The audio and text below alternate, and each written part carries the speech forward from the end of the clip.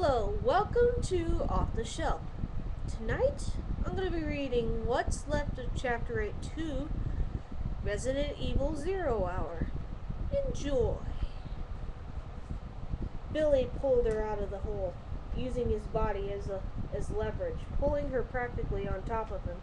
In a rough embrace, instead of pushing away, she let him hold her a moment, clinging to him, unable to stop the tears of gratitude and relief. He seemed to understand what she needed and held her tightly. She'd been so sure that she was going to fall, to die, lost and forgotten in some stinking basement, her corpse picked over by diseased animals. After a moment, she rolled off him, wiping it at her face with one shaking hand. They both sat on the floor, Billy looking around at the bleak rock walls of another nondescript basement chamber. Rebecca looked at Billy. When the silence stretched too long,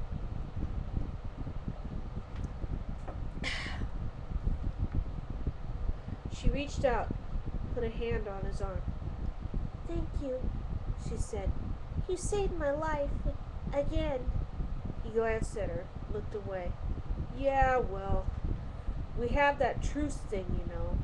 "Yeah, I know," she said. And I also know you're not a killer, Billy.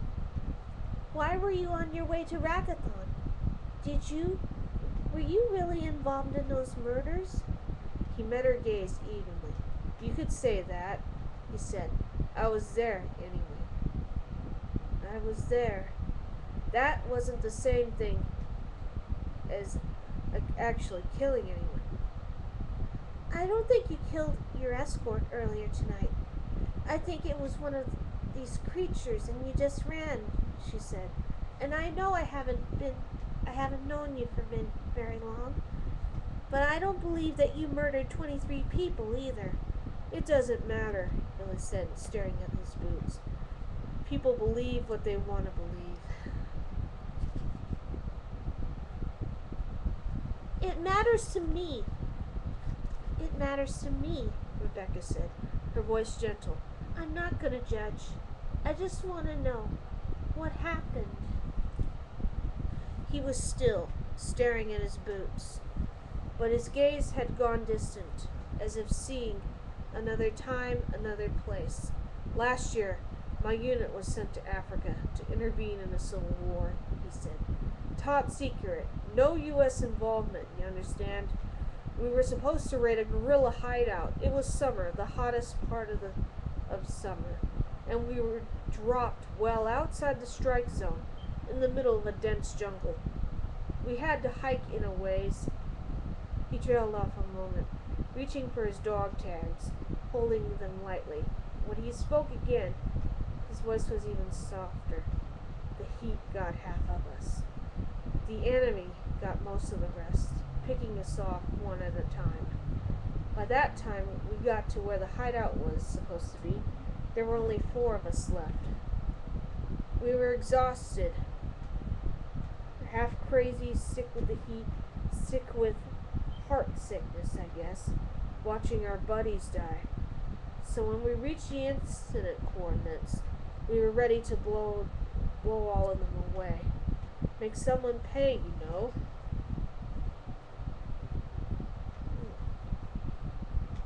"For all that sickness, only there was no hideout. The tip-off wasn't valid. It turned out to be some dumpy little village. Just a bunch of farmers, families, old men and women, children." Rebecca nodded, encouraging him to go on, but her stomach was starting to knot. There was an inevitability to the story. She could see where it was headed, and it wasn't pretty. "Our team leader told us to round them up, and we did," Billy said. "And then he told us." His voice broke. He reached out and picked up his dropped weapon, stuffing it into his belt, almost angrily as he stood up, turning away. Rebecca stood up too. Did you kill them?" Billy turned back to her, his lips curled. "What if I tell you that I did?" Would you judge me then? Did you? She asked again, studying his face, his eyes determined to at least try and understand. And it was though he could see it in her, could see that she was working to be open to the truth. He stared at her a moment, then shook his head. I tried to stop it, he said. I tried, but they knocked me down. I was barely conscious, but I saw it. I saw it all, and I couldn't do anything. He looked away before continuing. When it was over, when we were picked up, it was their word against mine. There was a trial, sentencing, and, well, then this happened. He spread his arms, encompassing their surrounding. So if we make it out of here, I'm dead anyway. It's that or I run and keep running.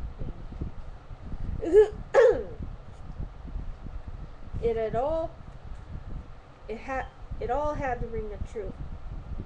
If he was lying, he deserved an Oscar. And she didn't think he was. She tried to think of something to say, something reassuring that would make things better somehow. But nothing came. He was right about his options. Hey, he said, looking at something past her shoulder. Check it out. She turned as he stepped by, saw a stack of scrap metal pieces leaning against the far wall, and half hidden among them, what looked like a shotgun. Is that what I think it is? Billy picked up the weapon, grinning as he pumped it. Checked the action. Yes, ma'am, it certainly is. Is it loaded? No, but I have a couple of shells left from the train. It's a 12 gauge, he smiled again. Things are looking up. We may not make it, but there's a monkey out in the hall that's just begging for a taste of this baby. Actually, I think it's a baboon, she said, surprised to find herself smiling back. They were both chuckling, struck by the absolute pointlessness of a correction. They were trapped in an isolated mansion, hunted by God knew how many kinds of monster, but at least they knew that the creature in the hall was probably a baboon. Their chuckles turned to laughter. She watched him laugh, all pretense of arrogance, of tough guy machismo set aside, and felt that she was truly seeing him for the first time, the real Billy Cohen. She realized in that moment that she had thoroughly failed her first assignment. He was no more her prisoner than she was his. Assuming they survived, if he ran, she wouldn't be able to bring herself to stop him. So much for a career in law enforcement. The thought made her laugh even harder. And that is what's left of Chapter 8 of Resident Evil Zero Hour. Until then, I'll see you next time. Good night.